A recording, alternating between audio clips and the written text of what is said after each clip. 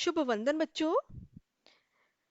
आज हम कक्षा 9 में काव्य खंड का बच्चे काम पर जा रहे हैं पाठ का अध्ययन करेंगे, जिसके कवि हैं राजेश जोशी।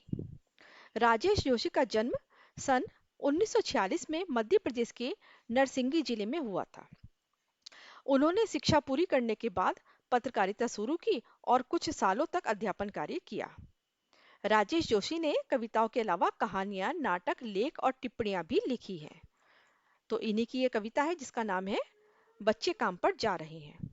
प्रस्तुत कविता में बच्चों से बचपन छीन लिए जाने की पीड़ा व्यक्त हुई है। कवि ने उस सामाजिक आर्थिक विडंबना की ओर इशारा किया है जिसमें कुछ बच्चे खेल, शिक्षा और जीवन की उमंग से वंचित है मतलब दूर हैं।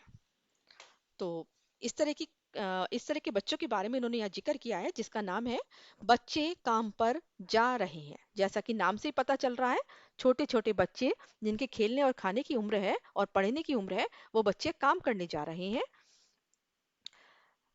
सुनिए कविता। कोहरे से ढकी सड़क पर बच्चे काम पर जा रहे हैं सुबह सुबह। बच्चे काम पर जा रहे हैं, हमारे समय की सबसे भयानक पंक्ति है यह। देखिए क्या है। कोहरे से ढकी सड़क पर बच्चे काम पर जा रहे हैं। सर्दियों भरी सुबह है और उस समय कोहरा छाया हुआ है। कोहरे भरी सड़क पर कुछ बच्चे अपनी पीठ पर बस्ता लादे साइकिलों पर, बाइक से, गाड़ियों से, अपने माता पिता के साथ या फिर अकेले ही हंसते खिलखिलाते अच्छे अच्छे कपड़े पहनकर, स्कूल ड्रेस पहन करके विद्यालय में पढ़ने जा रहे हैं। और वहीं कुछ बच्चे मैले कुचले कपड़े पहनकर, थोड़े से कपड़े शरीर पर धारण कर कर, हाथ में एक थैला लिए या एक बोरा लिए काम करने जा रहे हैं ठंड में ठिठुरते हुए। तो जो ठिठुरते हुए बच्चे काम करने के लिए जा रहे हैं, उन्हीं के बारे में लिखा हुआ है कि कोहरे से ढकी सड़क पर कोहरा आया हुआ है सड़क पर, और उसी समय ये बच्चे, छोटे छोटे बच्चे काम करने के लिए जा रहे हैं सुबह सुबह। बच्चे काम पर जा रहे हैं, हमारे समय की सबसे भयानक पंक्ति है यह। देखिए, इस आजाद भारत में जब जहां पर सब जगह खुशहाली है, सब आजाद हैं, और वहीं पर ये छोटे छोटे बच्चे काम करने जा रहे हैं, ऐसा क्यों? ये बहुत ही भयानक है हमारे लिए। भयानक है इसे विवरण की तरह लिखा जाना चाहिए इसे सवाल की तरह। देखिए, भयानक है इसे विवरण की तरह लिखा जाना। क्यों? विवरण मतलब एक लेख की तरह, एक वर्णन की तरह। इसे विवरण की तरह नहीं लिखना चाहिए, क्योंकि विवरण को, एक लेख को लोग बाग पढ़ करके भूल जाते हैं। उसे एक लेख की तरह, एक कहानी के रूप में पढ़ लेते हैं और फिर भूल जाते हैं। लिखा जाना चाहिए इसे सवाल की तरह। इसे सवाल की तरह पूछना चाहिए। कैसे? कि काम पर क्यों जा रहे हैं बच्चे। इसे लोगों से सवाल की तरह पूछना चाहिए, ना कि विवरण की तरह। काम पर क्यों जा रहे हैं बच्चे?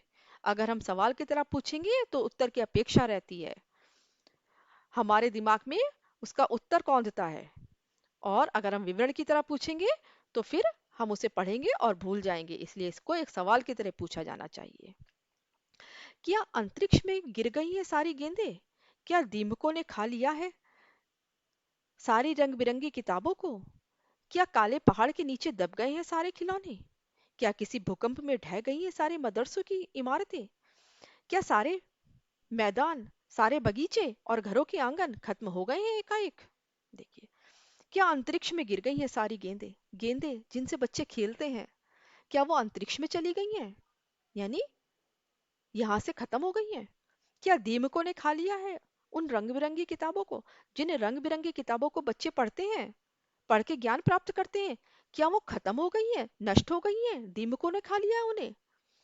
क्या काले पहाड़ के नीचे दब गए हैं सारे खिलौने, जिन खिलौने से बच्चे खेलते हैं छोटी उम्र में? तो क्या वो सारे खिलौने किसी पहाड़ के नीचे दब गए हैं? क्या भूकंप में ढह गई हैं सारी मदरसों की इमारतें, मदरसे, स्कूल, विद्यालय जहाँ बच्चे पढ़ने जाते हैं?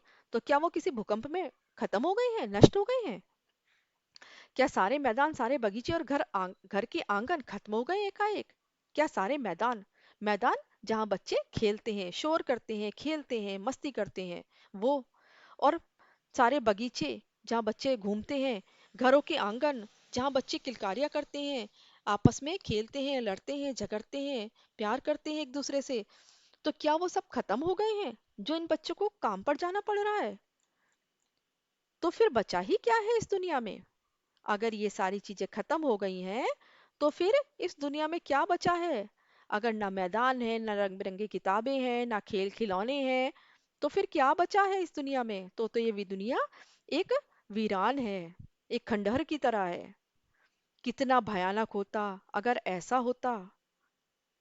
भयानक है, लेकिन इससे भी ज्यादा यह है कि सारी चीजें हस्ब माबूल, सारी चीजें जहां की तहां है। हस्ब माबूल मतलब जहां की तहां है। देखिए, तो फिर बचा ही क्या है इस दुनिया में? कितना भयानक होता अगर ऐसा होता। अगर ऐसा होता कि ये सारी चीजें, बच्चों के खेल खिलौने, किताबें, विद्यालय, ये सब नष्ट हो गए होते, तो बहुत ही भयानक बात होती है। ठीक है, क्यों होती भयानक बात? क्योंकि देश की प्रगति में इन बच्चों का ही तो हाथ होता है। कोई देश तभी प्रगति करता है जब वहाँ के बच्चे अच्छे से पढ़ लिखते हैं, खेलते हैं, खाते हैं, हष्ट पुष्ट बनते हैं, स्वस्थ जीवन व्यतीत करते हैं, तभी वो देश प्रगति करता है। तो कह इसलिए कहा गया है कि कितना भयानक होता अगर ऐसा होता। भयानक है, लेकिन इससे भी ज्यादा यह है कि सारी चीजें हस्ब मामूल। भयानक अगर ऐसा होता तो बहुत भयानक होता, लेकिन इससे भी ज्यादा भयानक है क्या है? कि सारी चीजें जहाँ की तहाँ हैं। खिलौने भी हैं, गेंदे भी हैं, विद्यालय भी हैं, किताबें भी हैं, सब चीजें हैं, वैसे की वैसे ही हैं। लेकिन फिर भी दुनिया की हजारों सड़कों से गुजरते हुए बच्चे, बहुत छोटे छोटे बच्चे काम पर जा रहे हैं। सारी चीजें हैं, लेकिन फिर भी बहुत छोटे छोटे बच्चे सुबह सुबह उठकर अपनी नींद को छोड़ करके काम करने जा रहे हैं, क्योंकि ये उनकी मजबूरी है। काम करना उनके लिए आवश्यक है। अगर वो ऐसा नहीं करेंगे तो अपने परिवार का पेट पालन पोषण नहीं कर पाएंगे, अपने माता पिता का, अपने भाई बहनों का पालन पोषण नहीं कर पाएंगे। उनका मन भी करता है कि हम भी पढ़ने जाएं, हम भी खेले कूदें, हम भी अच्छे अच्छे वस्त्र धारण करें, लेकिन वो ऐसा नहीं कर पाते हैं। क्यों? क्योंकि उन्हें काम पर जाना पड़ रहा है। तो ये था हमारा आज का पाठ। अगली वीडियो में हम इसके प्रश्न उत्तर कराएंगे। समझ आ गया होगा आपका मेरा ये पाठ पढ़ाया हुआ। अगर आपको मेरा ये वीडियो अच्छा लगे तो मेरे चैनल को सब्सक्राइब करिए, कमेंट करिए, शेयर करिए। खुश रहिए, स्वस्थ रहिए। धन्यवाद। जय हिंद, जय भारत।